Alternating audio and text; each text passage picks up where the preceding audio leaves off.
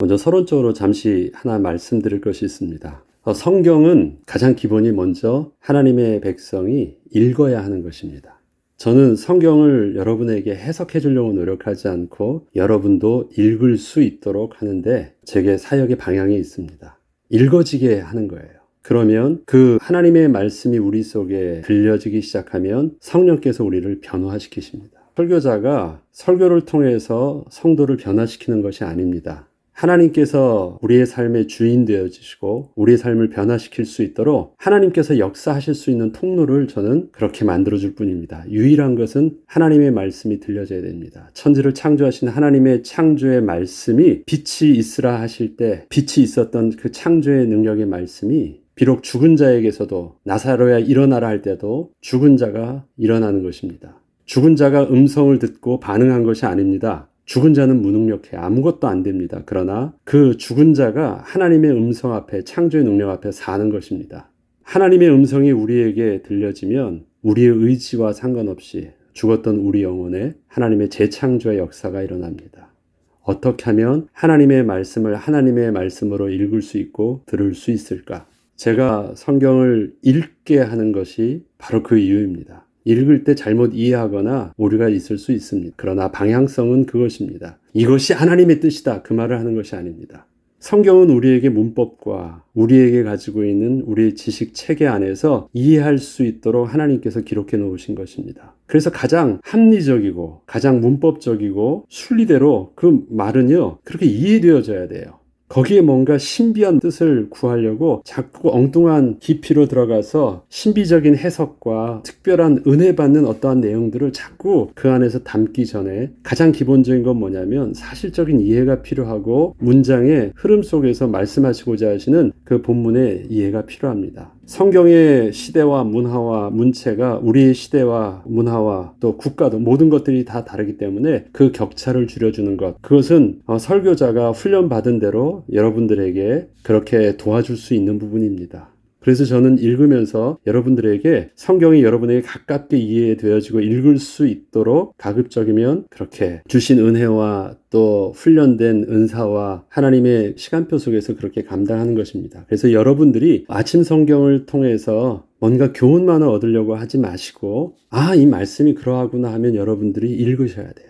성경을 읽어보면 전에는 안 읽어지던 성경이 쭉 읽어지고 눈에 들어오기 시작합니다. 눈에 들어오기 시작하면 그 다음에 작업은 누가 하느냐? 하나님의 말씀이 내게 인식되어지기 시작하면 하나님께서 나를 변화시켜 주시고 하나님께서 내게 말씀을 주기 시작해요. 이 말씀이 내게 들려주셨다면 왜 내게 하나님이 이 말씀을 주셨을까? 왜 내게 하나님께서 이렇게 들려주실까? 왜 나에게 이런 부분들의 죄를 깨닫게 하실까? 이런 부분들이 우리가 들어야 되는 레마인 거예요. 하나님의 음성인 거예요. 그러면 그때 나는 하나님의 권위 앞에서 순종하게 돼요. 이것은 설교자의 말에 순종하는 것이 아니라 내가 하나님의 말씀 앞에서 스스로 순종하게 되는 것입니다. 그리고 변화하게 되는 거예요.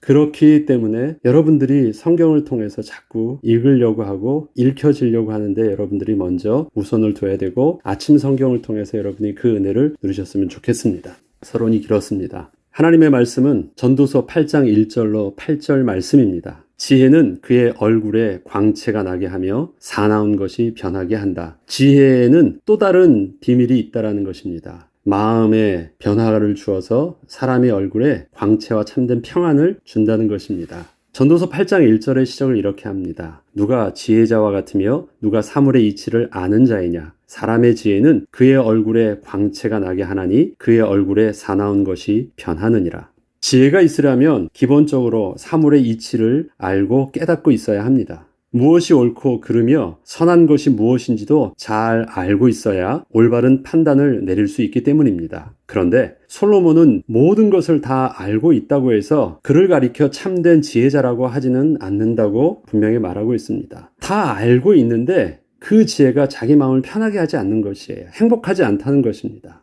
다 알고 있는데 지나고 나니까 자기는 답이 없었다고 말하거든요. 자기 인생은 그렇게 행복한 인생이 아니었다라고 계속해서 자기를 표현하고 있습니다. 솔로몬은 참된 지혜자, 진정으로 모든 사물의 이치를 깨달은 사람은 모든 것을 깨닫고 지식을 쌓은 후에 한 가지 지식이 그 비밀 안에 더 있어야 한다고 전하고 싶어 하는 것입니다. 그것은 사람의 얼굴에 광채가 나게 하며 참된 평안이 임하게 하는 그 비밀이 또 그 지식을 말하는 것이었습니다. 사람의 지혜는 그의 얼굴에 광채가 나게 하나니 그의 얼굴에 사나운 것이 변하느니라. 여러분, 얼굴은 마음의 거울이라고 하지요. 그래서 마음이 쓴뿌리가 있으면, 마음이 두려우면 얼굴에 그 근심의 빛은 분명히 나타납니다. 아무리 화장을 하고 아무리 아닌 척 하더라도 그 근심의 빛은 사람을 고통스럽게 합니다. 그리고 그것은 그 은연중에 그의 속에 있는 많은 부분들이 평안함으로 나타나지 않아요. 솔로몬은 그 표현을 그의 얼굴에 사나운 것이 나타난다고 합니다. 그런데 지혜는 어떻게 하냐면 그의 얼굴에 광채가 나요. 그 말은 뭐예요? 마음을 평안하게 하고 그 다음에 그 얼굴이 변하게 해요. 사람이 아무리 노력을 한다 할지라도 자기의 마음과 생각을 스스로 컨트롤하지 못해요. 그래서 평안함이 힘든 것입니다. 아닌 척 할 수 있어요. 그러나 내 마음의 괴로움은 자기 의지로 그렇게 컨트롤할 수 있는 부분들이 아닙니다. 그런데 지혜는 그렇게 할 수 있대요. 사람의 마음과 생각을 스스로 컨트롤할 수 없는데 참된 지혜의 비밀은 그 지혜를 가진 자는 그것이 가능한데요. 사람을 변화시킨대요. 이게 진정한 지혜라는 것이고 지혜자의 덕목인 것입니다. 그것을 솔로몬은 8장에 말하고 싶은 것입니다. 그렇다면 무엇 때문에 참된 지혜자의 얼굴에는 광채가 나며 그의 얼굴에 온화함이 있다고 한 것일까요? 분명히 남들이 볼 수 없고 생각할 수 없는 것을 보고 사물의 이치를 깨닫는다는 것은 평범한 것이 아닐 것입니다. 그는 아주 특별한 사람인 것입니다. 그런데 이 모든 것을 다 알 수 있다고 하고 또 판단할 수 있다고 해도 절대 행복할 수 없다는 것을 솔로몬은 그의 인생을 거쳐서 너무도 잘 알고 있었습니다. 솔로몬은 앞서 세상의 부귀를 다 누리고 죽은 자보다 또 차라리 세상에 나오지도 못하고 낙퇴된 자가 더 낫다는 표현까지 쓰면서 만약에 삶에 평안함이 없다면 삶은 아무 소용이 없다고 이미 앞서 말을 하였습니다. 이는 솔로몬이 자신이 가지고 있던 지혜가 과연 자신을 행복하게 했느냐고 할 때 자신은 실로 마음에 평안함이 없어서 비록 화려한 궁궐에서 화려한 옷을 입고 살았지만 평생을 광채 없는 얼굴과 온함이 없는 얼굴로 살 수밖에 없었기 때문이었습니다. 자긴 자기의 삶을 절대 만족하지 않습니다. 화려해 보였습니다. 그가 수많은 여인을 얻게 된 것은 자기의 마음을 조금이라도 기쁘게 하려고 했던 것이에요. 그것이 좋아서가 아닙니다. 기쁨을 찾은 것이에요. 그렇게 해서라도 지금 고통스러운 부분들을 잊고 싶었던 것임을 그는 분명히 말하고 있습니다. 그리고 그렇게 할 수 없었던 모습을 지난 시간에 말씀드렸습니다. 내 안에 죄가 그렇게 만들었다라는 것을 그래서 고백할 수밖에 없었던 것입니다. 만약에 어떤 사람이 지혜가 있어서 그의 지혜의 눈으로 세상이 순리에 맞게 움직이지 않는 것을 보게 된다면 즉 불의한 자가 잘 되고 또 선하고 의로운 자가 자신의 수고에도 불구하고 억울하게 당하는 삶의 모순을 바라보고 또한 불의한 자의 거짓된 행동과 말들이 마치 사실인 양 세상을 어지럽히고 있는 것을 보게 된다면 그 지혜의 마음은 어떨까요? 편하지 않을 것입니다. 보이니까 짜증나고 화가 나고 불편할 것입니다. 차라리 아무것도 몰랐다면 삶은 그렇게 힘들어 보여도 그저 평범하게 마음에는 불편함이 없이 살 수 있었을지도 모르는데 자신이 가지고 있는 그 지혜 때문에 삶의 모든 순간마다 스스로 보기 싫어도 자신의 눈앞에서 너무도 생생하게 보여지고 또한 느끼고 있다면 이것은 마음만 불편한 것이 아니라 그 얼굴 또한 밝을 수 없을 것입니다. 그리고 이것이 점점 더 쌓이다 보면 급기야 마음의 불편함을 넘어서 그 분노가 얼굴에 치밀어 오르기도 할 것입니다. 솔로몬이 이것을 정확하게 표현하고 있어요. 왜 그렇습니까? 자신이 그랬거든요. 특히 자신이 가진 지혜로도 결국 아무것도 변하게 할 수 없는 현실만을 계속 바라보게 된다면 무기력한 자신의 모습으로 인하여 그 내면의 분노와 근심의 모습은 아마도 자신의 얼굴에 광채를 잃게 할 것입니다. 그런데 솔로몬은 참된 지혜자의 얼굴에는 광채가 나며 그의 얼굴에 사나운 것이 변한다고 합니다. 무슨 말입니까? 솔로몬이 인생의 말년에 참된 지혜를 발견했다는 거예요. 지혜의 결론을 얻게 됐다는 것입니다. 참된 지혜는 지혜자를 그렇게 살린다는 것입니다. 솔로몬은 참된 지혜자만 볼 수 있고 알 수 있는 특별한 것을 설명하기 위해 왕의 명령에 순종하라는 것을 권면하며 그 예로 삼고 있습니다. 2절로 5절입니다. 내가 권하노라 왕의 명령을 지키라 이미 하나님을 가리켜 맹세하였음이니라. 왕 앞에서 물러가기를 급하게 하지 말며 악한 것을 일삼지 말라. 왕은 자기가 하고자 하는 것을 다 행함이니라. 왕의 말은 권능이 있나니 누가 그에게 이르기를 왕께서 무엇을 하시나이까 할 수 있으랴. 솔로몬은 지혜자의 눈에 비친 어리석은 왕의 모습을 잘 알고 있습니다. 지혜자는 왕의 악함, 왕의 어리석음, 왕의 거짓을 지혜의 눈으로 다 보고 있는 것입니다. 지혜자 입장에서는 그 왕의 명령을 지켰을 때 발생할 수 있는 문제들이 너무나 불보듯 뻔한 일들이기에 자신은 그 악하고 어리석은 왕의 명령에 순종하고 싶지 않은 것입니다. 솔로몬은 지혜자라면 누구나 그럴 수 있다는 것을 누구보다도 더 잘 알고 있기에 특별히 이렇게 왕의 명령에 순종하라는 것을 통하여 설명을 하고 있는 것입니다. 지혜자 입장에서 본다면 왕의 명령에 순종한다는 것은 이치를 따르는 합리적 선택이 분명 아닐 수 있을지도 모릅니다. 그런데 솔로몬은 다른 이유 때문에 왕의 명령에 순종을 하라고 합니다. 왕에게는 지혜를 뛰어넘는 권세가 있기 때문입니다. 왕의 명령에 맹세가 있다는 것은 왕의 명령은 반드시 그렇게 실행이 된다는 것을 뜻합니다. 이것은 지혜자의 판단을 따르자면 그것은 비록 어리석고 실패가 뻔한 일임에도 불구하고 왕의 명령은 자신도 스스로 거스릴 수 없는 힘을 지니고 있다는 것입니다. 그리고 왕의 말에는 권위만 있는 것이 아니라 능력도 있어서 아무도 왕의 말을 거스릴 자도 없기 때문입니다. 그런데 만약 지혜자가 자신은 다 알고 있다고 해서 또 그것이 이치에 맞지 않는다고 해서 순종을 하지 않는다면 어떻게 될까요? 그는 자신의 지혜를 가지고 올바른 판단과 선택을 했음에도 불구하고 그는 왕의 진노에서 피할 수 없게 될 것입니다. 지혜가 지혜자를 살리지 못한 것입니다. 그렇다면 그것은 지혜가 아닌 것입니다. 이 때문에 솔로몬이 왕의 명령을 지켜야 하는 이유에서 새롭게 제시하는 것이 바로 권위의 순종함이었습니다. 이는 주권자의 주권적 의지와 세상을 바라보는 합리적 이치를 분리하여 볼 수 있게 한 것이었습니다. 그렇다면 왜 지혜자는 만물의 이치를 다 꿰고 있었으면서도 때와 분별을 제대로 하지 못하고 화가 임할 수밖에 없었다고 설명을 하고 있을까요? 이것이 왕의 명령에 순종해야 하는 이유였기 때문입니다. 솔로몬이 왕의 명령을 지키라는 것에 대하여 다시 한번 자세히 살펴보겠습니다. 자, 5절로 6절에 보면 명령을 지키는 자는 불행을 알지 못하리라. 지혜자의 마음은 때와 판단을 분별하나니 무슨 일이든지 때와 판단이 있으므로 사람에게 임하는 화가 심함이니라. 자, 지혜자의 마음은 때와 판단을 분별할 수 있는 것이라고 하는데 이것은 솔로몬이 말하고자 하는 참된 지혜자의 모습인 것입니다. 그런데 가만히 보면 그 지혜를 가지고 무슨 일이든지 때와 판단이 있어야 되는데 사람에게는 화가 심하대요. 이 말은 무엇입니까? 어떤 사건이 임했을 때 언제나 올바른 상황 판단을 선택을 하지 못해서 화가 임하고 있어요. 지혜는 있는데 실질적으로 선택을 해야 되고 분별을 해야 되는 그 상황 속에서는 그 지혜가 무능력하게 되는 것입니다. 왜 그럴까요? 솔로몬은 사람들이 비록 똑똑한 생각을 할 수 있어도 때에 맞는 판단을 올바로 할 수 없어서 결국 자신이 가진 지혜에도 불구하고 화가 임한다고 합니다. 이는 비록 합리적 이치는 연구하고 그렇게 따르면 되는 것이지만 주권자의 의지는 지혜자가 알고 있는 어떠한 지식을 가지고서도 알 수 있는 것이 아닌 것임을 분명히 하고 있는 것입니다. 자, 내가 볼 때는 상식적으로는 이것이 옳아요. 오른쪽으로 가는 게 옳아요. 근데 주권자가요, 너 왼쪽으로 가 했어요. 이거 굉장히 당황스러운 것입니다. 이건 미친 짓이고 어리석은 짓인데 주권자는 그렇게 가라고 말하고 있는 것이에요. 그러니까 언제나 지혜를 가지고 내가 이 상황 속에서 이렇게 선택하는 것은 언제나 어긋날 수밖에 없어요. 지혜가 자기에게 답이 안 되는 것이 인생인 것이에요. 자, 그럼 이것을 왜 설명하고 있습니까?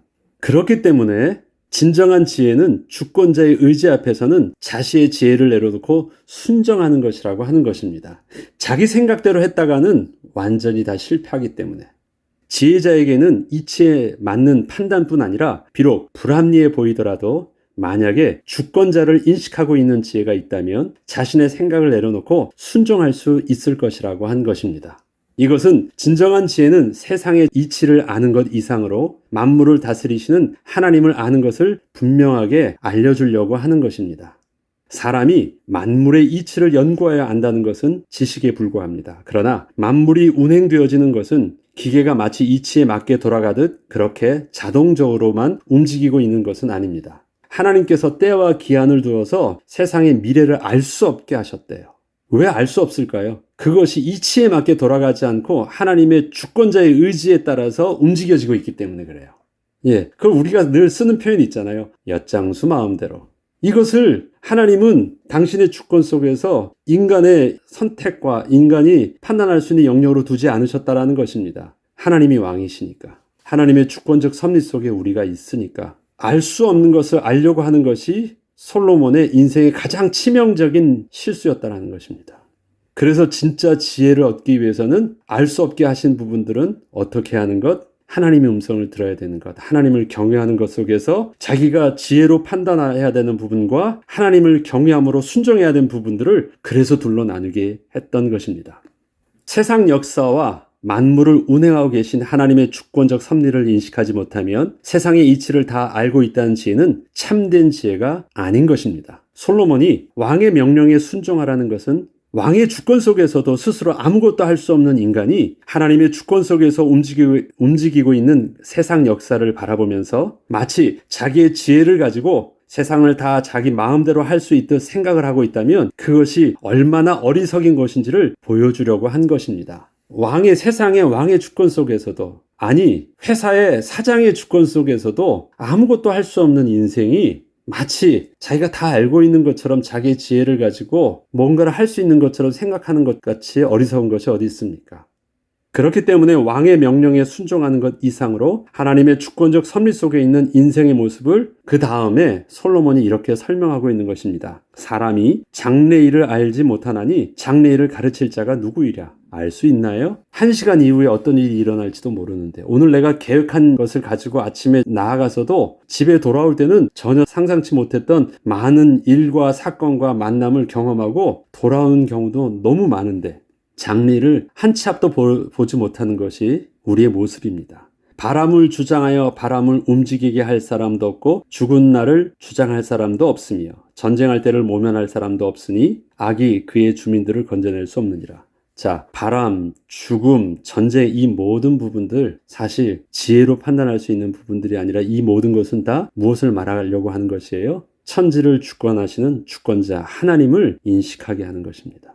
이것은 왕도 할 수 없었던 일들이에요. 왕 그 위에 있는 더 위에 계신 주권자를 세상의 최고의 권위를 가진 왕의 입장 속에서도 이것은 나도 할 수 없는 일들이다. 그 위에 그것을 더 운행하시는 하나님을 바라보게 하고 있는 것입니다. 이처럼 사람이 하나님의 주권적 섭리, 즉 하나님이 우리 인생의 주인이심을 깨닫지 못함으로 하나님을 경외함이 없다면 천하의 지혜도 자신의 마음조차 다스리지 못하게 될 것입니다. 이 내용을 기준으로 9절부터 또 다음 시간에 계속할 텐데 여러분들이 오늘은 다 끝난 후에 8장 1절부터 오늘 읽었던 부분까지 읽고 또 내일 오기 전에 8장 전체를 한번 다 읽어보시면 그 내용들이 어떻게 흘러가는지를, 그래서 전도자가 되어서 그렇게 외치고 있는 하나님을 경외한다는 말이 알아 나도 다 알아 그렇게 쉽게 받아들일 수 없는 정말 생명의 메시지라는 것으로 여러분들은 듣게 될 것입니다. 다음 시간에 계속하겠습니다. 기도하겠습니다. 하나님 아버지, 솔로몬이 하나님을 경외한다라는 그 표현들을 이전에 아버지에게 들을 때는 너무도 당연하고 쉬운 말이었습니다. 그러나 그가 인생의 말년에 또 그 후대에게 하나님을 경외하라고 말할 때는 그렇게 쉬운 말이 아니었습니다. 피를 토하는 말이었고 그것이 전부인 말이었고 생명을 다해서 전해주고 싶은 말이었습니다. 하나님을 경외하는 그 비밀들이 우리에게도 그렇게 전도자의 음성으로 들려지게 하셔서 아직까지 우리에게 허락해 주셨던 삶의 기회를 후회함 없이 실패함 없이 감당할 수 있도록 은혜를 내려 주옵소서. 감사드리며 우리 주 예수 그리스도의 이름으로 기도합니다. 아멘.